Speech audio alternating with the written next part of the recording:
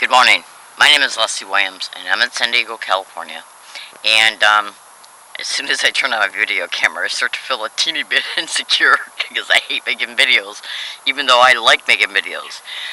I guess it's probably because my teeth were stolen, so I feel a teeny bit insecure in reference to how I might appear physically on my videos. Now that I've gained my posture in reference to not being so video insecure, as I pretty much always am at the beginning of my videos, I shall continue in reference to the motivation behind this particular video.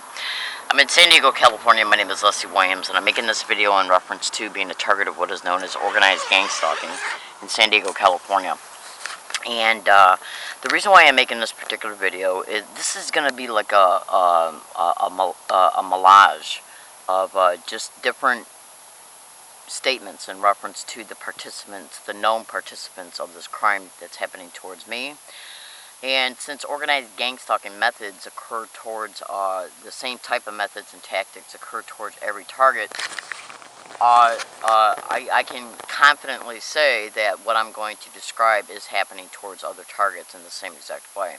Now, the reason why I'm making this particular video, again, is to give you a kind of like a goulash, which means I'm going to just throw all different types of descriptions that are going to describe the known participants and some of the methods and tactics of this expedition that happened to targets.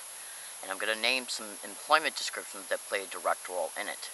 But first of all, what I'm going to do is I'm going to help you explain some of the personalities of the motivations behind these expeditions. If this video stops, look in the comments feature of this YouTube video for a YouTube title that you can copy and paste into YouTube so you can witness a continuation of these statements.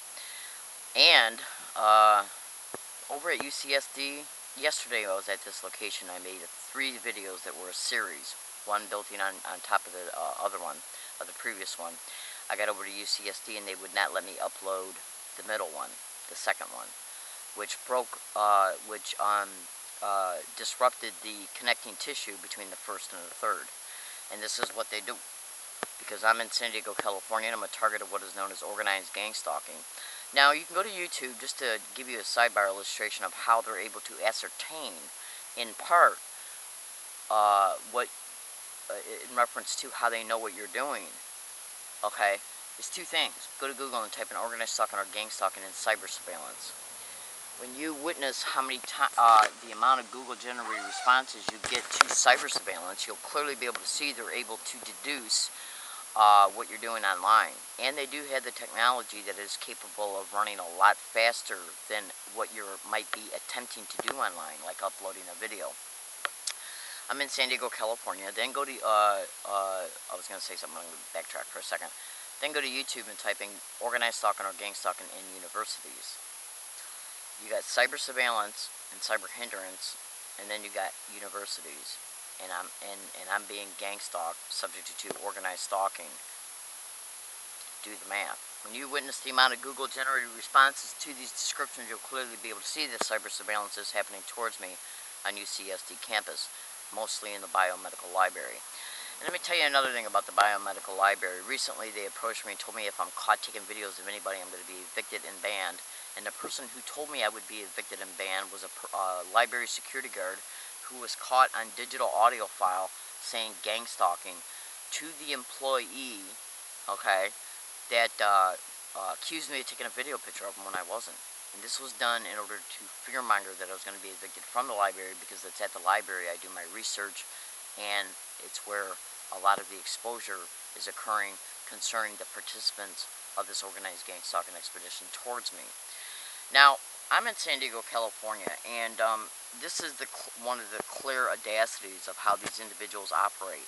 And the reason why they did that is because of threats, fear-mongering that I'll be evicted, and so the harassment through sensitization tactics can continue uninterrupted, okay? And in reference to the persons they're getting to engage in these campaigns towards me while I'm there, the sensitization tactics in the library, so a video picture cannot be captured of them in order to protect those people from being identified by possible third parties who might witness the videos. And this is the clear audacity of organized gang stalking in university. Go to YouTube and type in U of M torture. Yeah, U of M torture, and you'll find a video of me literally catching a gang stalker harassing me, and then right below that video you'll catch a video of me going to campus safety and trying to approach them about making a report, and the only thing they cared about was the video pictures being taken. And this was done because that university was trying to protect itself from premise liability and exposure. They didn't care that I was being gang stalked and I was being subject to organized gang stalking tactics by their library security, circulation, and reference staff, and it was being blogged about on a feverish scale all the way from 2005 and 6 up until the date I caught finally went on video on January 20th, 2011. And they knew I was blogging about them because they were cyber surveilling me. Again, go to Google and type in organized stalking or gang stalking in universities. So if you look at that campus safety video of U of M and clearly see the posture of the U of M campus safety about how they only cared about video pictures being taken of people, then you can clearly see that that is the same posture that the biomedical library security staff is taking in order to protect the criminality that their reference staff, circulation staff, and the people they're getting to harass me through sensitization tactics. They're not doing nothing but trying to prevent the video exposure. That's why they're stopping some of my videos from being uploaded. Yeah, I've had videos erased off of my memory card before they even had the chance to be uploaded. And the ones they're not erasing, they're not allowing me to upload. The ones that are extremely descriptive in reference to the known participants of this crime. And I would not doubt whatsoever if this video I'm making right now is not going to be uploadable once I get over there. Or at SDSU, they do the same thing. Now, I audio tape one of my statements. So if it doesn't get uploaded, I'm going to try and just transfer the audio to a separate video and try and upload that. But getting back to how they know the theme and nature of each specific video, go to Google and YouTube and type in remote neural monitoring.